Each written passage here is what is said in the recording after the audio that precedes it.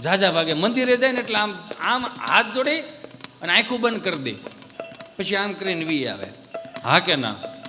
હકીકતમાં શાસ્ત્રોક્ત રીતે એવું લખવામાં આવ્યું છે કે મંદિરે તમે જાઓ છો દેવના દર્શન કરવા.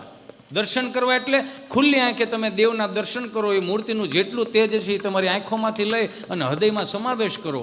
એ સમાવેશ કરી અને પછી તમારે ખબર મંદિરના ઓટલે બેહવાનું આપણે શાસ્ત્રો કહે છે. એ મંદિરે ઓટલે બેહવાનું શું કામ કહે છે? એનું ધ્યાન કરવાનું કહે છે કે તમે જે મૂર્તિના દર્શન કર્યા છે એ તમારા હૃદયમાં એનો વાસ થયો છે કે નથી થયો, પછી આંખો વિશ્વાની છે. ન સમજ્યા તમે?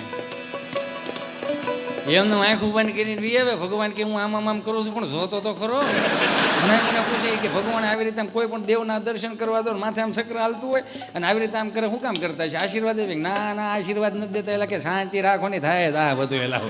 એટલે કે તમે ઉતાવળ કરો મારી બધી વ્યાખ્યાઓ.